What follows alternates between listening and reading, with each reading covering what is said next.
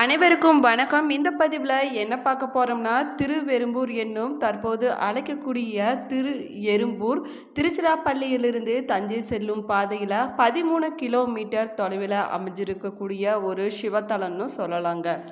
திருவெறும்பூர் எறும்பீஸ்வரர் கோவில் பார்த்திங்கன்னா திருநாவுக்கரசரால் பாடப்பெற்ற சிவாலயமாகவும் சொல்லப்படுதுங்க. அது மட்டும் இல்லாமல் இது திருச்சி மாவட்டத்தில் அமைஞ்சிருக்குதுங்க. இந்த கோவில் ஒரு சிறு குன்றின் மீது அமைஞ்சிருக்குதுன்னு சொல்லலாங்க. தேவர்களின் தலைவனான இந்திரனும் தேவர்களும் வந்து இங்கு வழிபட்ட தலமாகவும் சொல்லப்படுதுங்க. அது மட்டும் இல்லாமல் தேவார பாடல் பெற்ற தலங்களில் சோழ நாட்டு காவிரி தென்கரை தலங்களில் அமைந்துள்ள 7வது சிவத்தலமாகவும் இது சொல்லப்படுதுங்க. இங்கே இருக்கக்கூடிய ஆளவர் பார்த்தீங்கன்னா எறும்பீஸ்வரர் பப்ளிகேஸ்வரர் ஆவாருங்க. இங்கு உற்சவராக சோமஸ்கந்தர் இருக்கிறாருங்க. தாயார் பார்த்தீங்கன்னா நறுங்குழல் நாயகி சௌந்தர நாயகி ஆகியோர் திகழறாங்க. இந்த ஆலயத்தின் தலை விருச்சகமாக வில்வ மரம் இருக்குதுங்க. தீர்த்தமாக பிரம்ம தீர்த்தம் இருக்குதுன்னு சொல்லலாங்க. அகம பூஜை பார்த்தீங்கன்னா காமிகம் செய்யப்படுதுன்னு சொல்லலாங்க. புராண பெயர் பார்த்தீங்கன்னா இந்த ஆலயத்திற்கு திருவெம்பியூர் திருவெறும்பூர் என்பதாகுங்க. இங்கு நடைபெறக்கூடிய விழாக்கள்னு பார்த்தீங்கன்னா வைகாசி மாதத்தில் பிரம்மோற்சவம் வெகு விமர்சையாக நடைபெறுங்க. அது மட்டும் இல்லாமல் சிவராத்திரி அன்னாபிஷேக திருக்கார்த்திகை ஆகியவை வெகு விமர்சையாக நடைபெறணும் சொல்லலாங்க. இந்த தளத்தில் இருக்கக்கூடிய இறைவன் பார்த்தீங்கன்னா சுயம்பு மூர்த்தியாக பக்தர்களுக்கு அருள் பாலித்து வராருன்னு சொல்லலாங்க. சிவனின் தேவார பாடல் பெற்ற 274 சிவாலயங்களில் இது 70வது தேவார தலமாகவும் சொல்லப்படுதுங்க.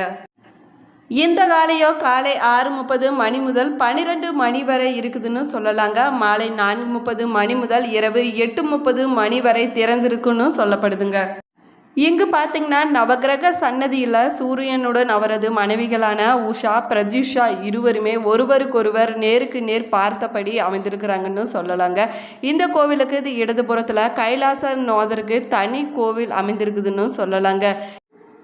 இந்த ஸ்தலத்தில் பிரம்ம தீர்த்தம் பதும தீர்த்தம் மது தீர்த்தம் குமார தீர்த்தம் என 4 தீர்த்தங்கள் அமைந்திருக்குதுன்னு சொல்லலாங்க.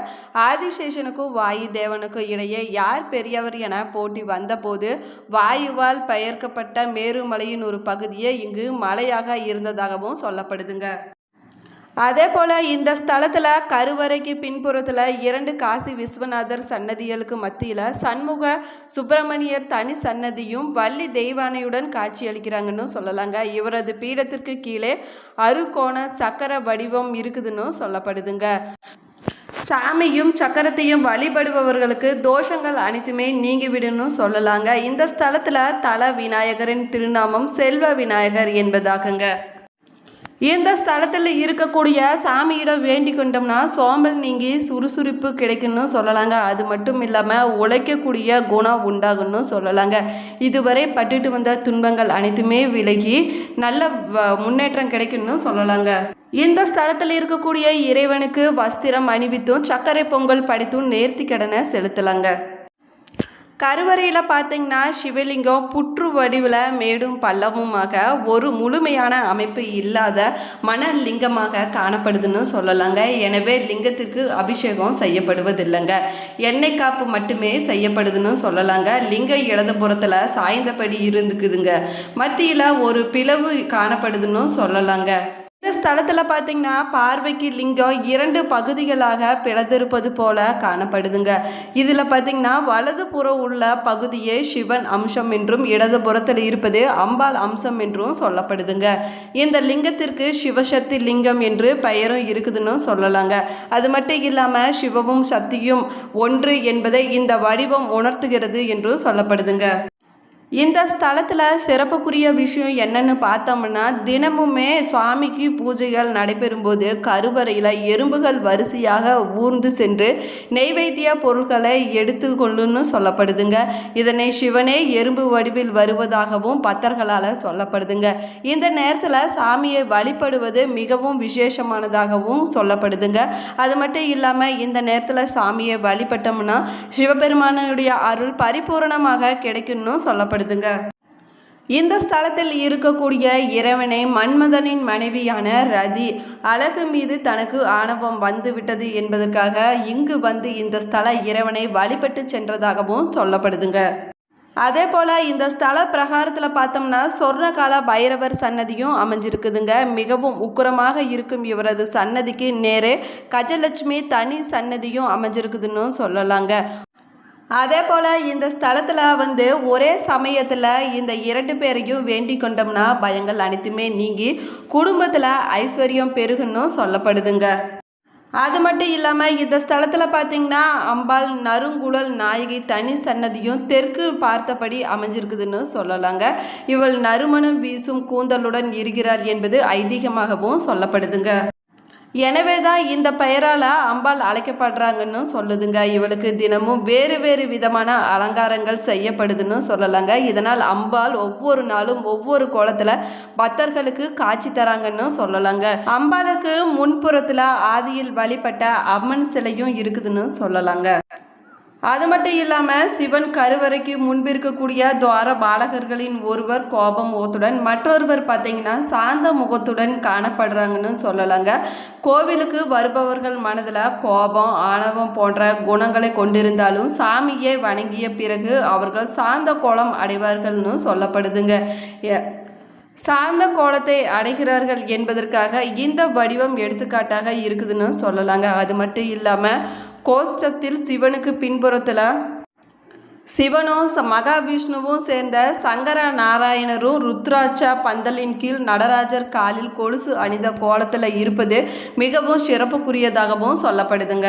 இந்த ஸ்தலத்தில் இருக்கக்கூடிய மூலவர் லிங்கம் மண்புற்று வடிவில் அமைந்துள்ளதுங்க. எனவே நேரடியாக அபிஷேகம் செய்யாமல் நீர் புகாதவாறு கவசம் பொருந்திய பின்பு அபிஷேகம் செய்யப்படுதுன்னு சொல்லலாங்க. அது மட்டும் இல்லாமல் முற்றிலும் கற்களால் அமைக்கப்பட்ட கருவறை கொண்டது இந்த ஸ்தலமாகுங்க.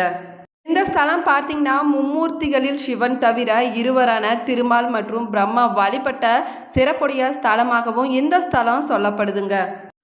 தார்காசூரன் என்னும் அரக்கன் பார்த்தீங்கன்னா தான் பெற்ற வரத்தினால தேவர்களையும் முனிவர்களையும் துன்புறுத்தி வந்ததாகவும் சொல்லப்படுதுங்க. ஒரு கட்டத்துக்கு மேலே விண்ணுலகத்தில் இருந்த இந்திரனை தோற்கடிச்சு அவரை கைது செய்தார்னு சொல்லப்படுதுங்க. தோல்வியை கண்ட இந்திரன் பிரம்மனிடம் முறையிட்டதாகவும் சொல்லப்படுதுங்க.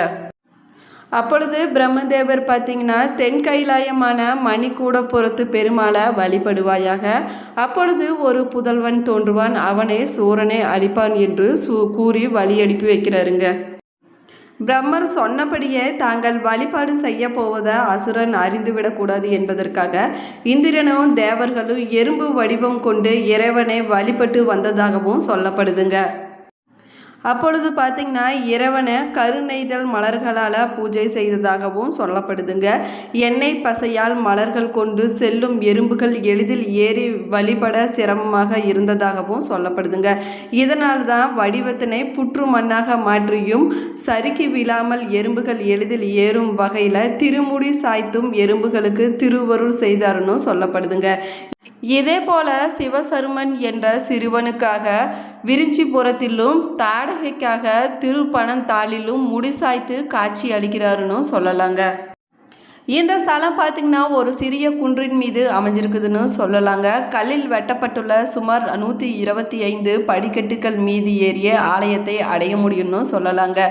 அது மட்டும் இல்லாமல் இந்த ஸ்தலத்தில் இருக்கக்கூடிய கருவறை பார்த்திங்கன்னா முற்றிலுமே கற்களால் கட்டப்பட்டதுன்னு சொல்லலாங்க. கோவிலின் நுழைவு பயில் பார்த்திங்கன்னா வடக்கு திசையில் அமைஞ்சிருக்குதுன்னு சொல்லலாங்க. 2 பிரகாரங்களை கொண்டிருக்குதுன்னு சொல்லப்படுதுங்க. கருவறை நுழைவு வாயிலில் இருபுறமும் விநாயகர், முருகன் ஆகியோர் உருவச்சிலைகள் காணப்படுதுன்னு சொல்லலாங்க. இந்த ஸ்தலத்தில் கருவறையில் உள்ள மூலவர் எறும்பீஸ்வரர் கிழக்கு நோக்கி பக்தர்களுக்கு அருள்பாலித்து வராருன்னு சொல்லலாங்க.